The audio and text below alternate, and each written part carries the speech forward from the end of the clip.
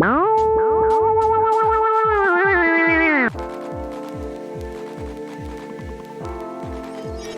বেগুন প্রেমী তাদের জন্য ভিন্ন রকম রেসিপি, একদম রেসিপি কিন্তু গরম ভাতের সাথে পোলাও করে দুটোটা বেগুন কেটে নিয়েছি। অমৃতর মতো লাগে, এত মজা। টিপস দিব বন্ধুরা, সম্পূর্ণ ভিডিও দেখুন। যারা অ্যালার্জি ভেঙে এক সাইডে রেখে দিব, দুটো ডিম আমি একসাথে ভেঙে নিয়েছি। আসসালামু আলাইকুম বন্ধুরা, কেমন আছেন? আশা করি সবাই ভালো আছেন। আজকে আরেকটা নতুন রেসিপি নিয়ে চলে আসলাম, আশা করি আপনাদের কাছে অনেক ভালো লাগবে। সেটার জন্য আমি এখানে নিয়ে নিচ্ছি দুটো বড় সাইজের বেগুন। এখানে 700 গ্রাম থেকে বেশি বেগুন আছে। তারপর আছে দুটো ডিম। ডিমগুলোকে আমি সুন্দর করে আগে থেকে ভেঙে নিব। আপনারা চাইলে বেশি ডিম দিয়ে করতে পারেন। আমি দুইটা বেগুনের জন্য দুটা ডিম নিয়ে নিয়েছি, আপনারা চাইলে বেশি নিতে পারেন। ডিমগুলোকে আমি ভেঙে নিয়ে দেখতে পারতেছেন, এটা এক সাইডে রেখে দিয়েছি। তারপর বেগুনগুলোকে সুন্দর করে আমি কেটে নিচ্ছি। বেগুন আর ডিম অসাধারণ লাগে বন্ধুরা, এতটা টেস্টি। যখন আপনারা বাসায় বানিয়ে খাবেন তখনই কিন্তু এর স্বাদটা বুঝতে পারবেন। তাই আমি বলবো আপনারা একবার হলো এভাবে ট্রাই করবেন। বেগুনটাকে আমি মিডিয়াম সাইজে কাট দিয়ে নিচ্ছি। আর কে কোথা থেকে ভিডিওটা অন করেছে বন্ধুরা ঠিকঠাকটা কমেন্টসে বলবেন। একটু পাতলা পাতলা করে কাটতেছি, পাতলা পাতলা করে কেটে নিলে রান্নাটা তাড়াতাড়ি হয়ে যাবে আর বেগুনটা এমনিও গলে যায়। দেখতে পারতেছেন আমি সুন্দর করে বেগুনগুলোকে কেটে নিচ্ছি। আর বন্ধুরা একটা লাইক দিয়ে সম্পূর্ণ ভিডিও কন্টিনিউ করার অনুরোধ রইল।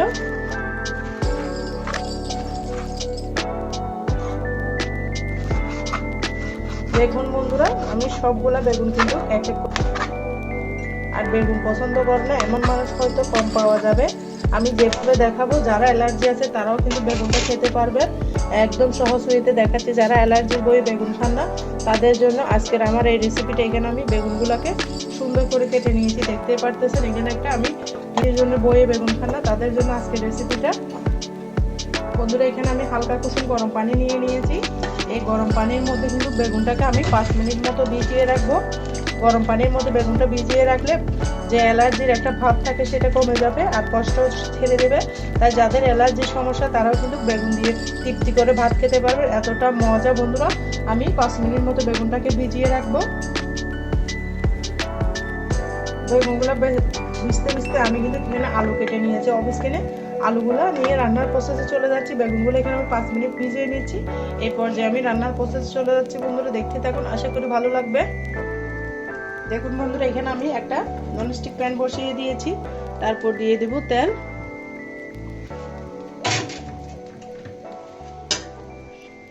তেলটা দেওয়ার পরে দিয়ে দিলাম আলুগুলো।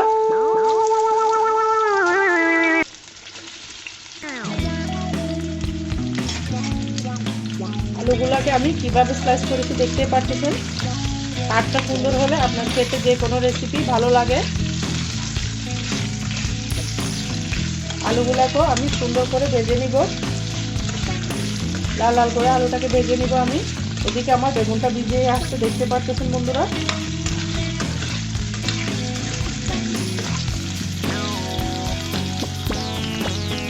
বন্ধুরা এই পর্যায়ে আমি আলুগুলোকে আবারও নেড়ে চেড়ে দিব।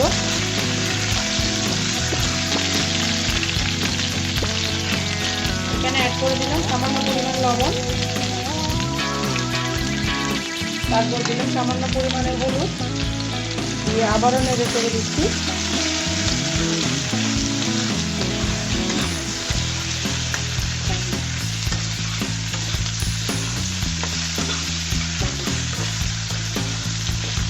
সুন্দর করে নেড়ে চেড়ে আমি ভেজে নিচ্ছি। দেখুন বন্ধুরা বেগুনগুলোকে আমি উঠিয়ে নিচ্ছি, কতটা কষ ছেড়েছে দেখতেই পারবেন। এটা কিন্তু একটা টিপস, যারা বেগুন খেতে পারেন না অ্যালার্জির জন্য, অ্যালার্জি বয়ে তাদের জন্য আমি কিন্তু একটা টিপস দিয়ে দিলাম। দেখতে পারতেছেন কতটা কষ ছেড়ে দিয়েছে পানির মধ্যে। এরপর যে আমি বেগুনগুলোকে আরও ভালো করে দিয়ে নিব, আপনাদেরকে দেখিয়েছি, মাত্র এটা শেয়ার করেছি পানিটা কি কতটা বেগুনের কতটা কষ ছেড়েছে। আমি এরপর যে চুলার মধ্যে যে আলুটা বাছতে বসেছি সেটা দেখিয়ে দিচ্ছি কেমন হয়েছে। দেখতে পারতেছেন বন্ধুরা আমার আলুগুলো কিন্তু ভাজা ভাজা হয়ে গিয়েছে।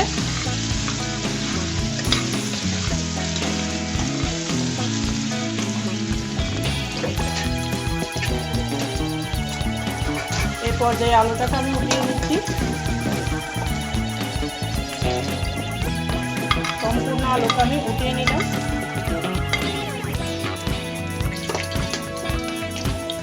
এখানে আমি দিয়ে দেব সামান্য পরিমাণের তেল।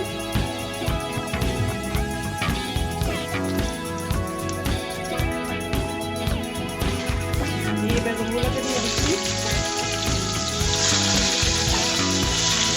বেগুনগুলো দিতে তো প্রথমে আমি আরো একবার ধুয়ে নিয়েছি।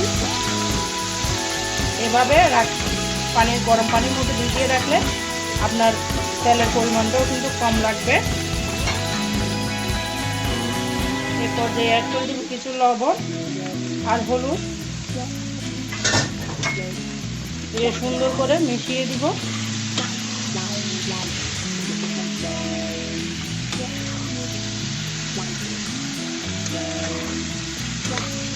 এত মজা বন্ধুরা, এটা কিন্তু পোলাওয়ের সাথে কিন্তু পরিবেশন করতে পারবেন। অসাধারণ। আশা করি আপনাদের কাছে অনেক ভালো লাগবে। ভালো লাগলে অবশ্যই লাইক দিবেন, আমার সাথে থাকবেন, পাশে থাকবেন। বন্ধুরা দেখতে পাচ্ছেন আমার বেগুনটা কিন্তু ভাজা হয়ে গিয়েছে। আমি বেগুনটাকে উঠিয়ে নিচ্ছি, আলু আর বেগুন একসাথে উঠিয়ে নিচ্ছি।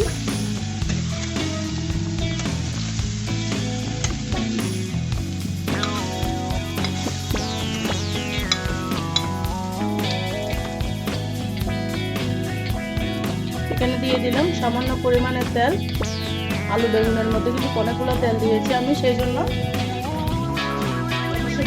তেলটা ব্যবহার করতে হবে, নাহলে কিন্তু তেলের পরিমাণটা বেশি হয়ে যাবে। জন্য দিয়ে দিলাম কিছু আস্ত রসুন, 3-4 কোয়া কেটে আমি রসুন দিয়ে দিলাম।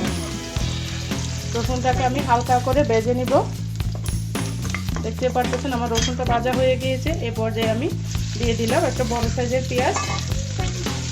দিয়ে পেঁয়াজটাকেও আমি হালকা করে ভেজে নিব।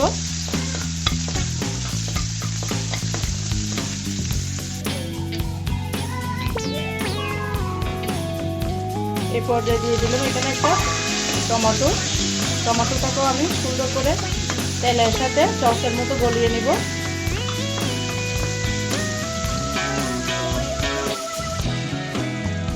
দেখুন বন্ধুরা, টমেটোটা আমার একটু সিদ্ধ হয়ে গিয়েছে। এই পর্যায়ে এখানে অ্যাড করে দিব স্বাদ মতো লবণ, তারপর দিব হলুদের গুঁড়া, তারপর দিব মরিচের গুঁড়া, তারপর দিব ধনিয়া জিরার গুঁড়া।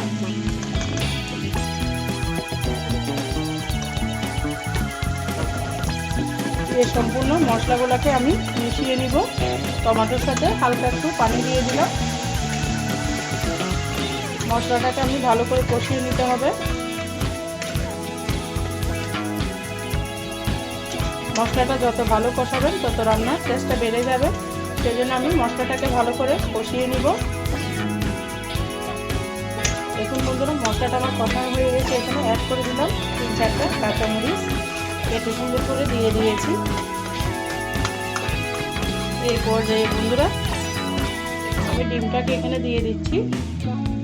ডিম দুটোটাকে একসাথে দিয়ে দিলাম। 2 মিনিট একটু অপেক্ষা করতে হবে। 2 মিনিট পরে ডিমটাকে আমি একটু জোড়া জোড়া করে দিব।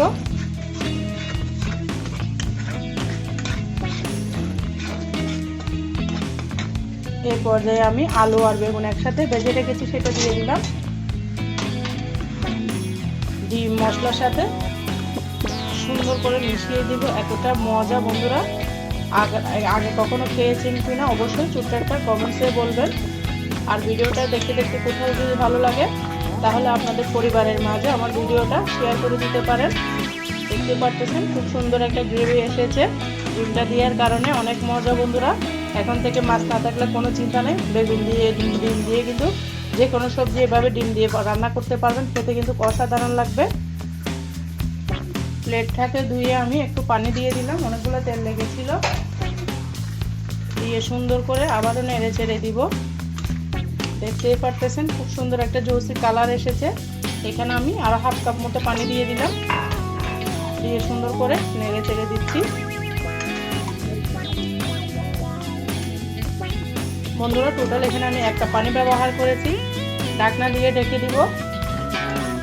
দেখতে পাচ্ছেন খুব সুন্দর কালার এসেছে। আমি ঢাকনা দিয়ে ঢেকে দিলাম। সিদ্ধ হওয়ার পরে ফিরে আসতেছি। দেখতে পারতেছেন বন্ধুরা, 2-3 মিনিট পরে আমি আবারও ফিরে আসলাম। সুন্দর করে আমি নেড়ে চেড়ে দিচ্ছি।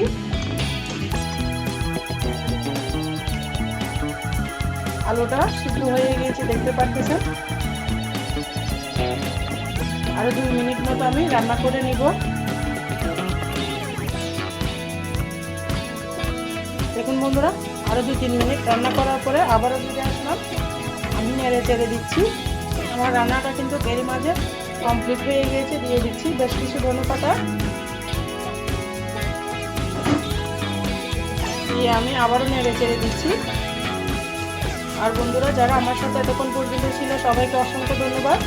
মন থেকে অনেক অনেক দোয়া, সবার জন্য ভালোবাসা ও দোয়া রইল। বন্ধুরা, আমার রান্নাটা কিন্তু একদম কমপ্লিট হয়ে গিয়েছে। আজকের মতো আমি এখানে বিদায় নিচ্ছি বন্ধুরা। সবাই ভালো থাকবে, সুস্থ থাকবে, আমার জন্য আমার পরিবারের জন্য দোয়া করবে। আল্লাহ হাফেজ। আসসালামু আলাইকুম ওয়া রাহমাতুল্লাহি ওয়া বারাকাতুহু।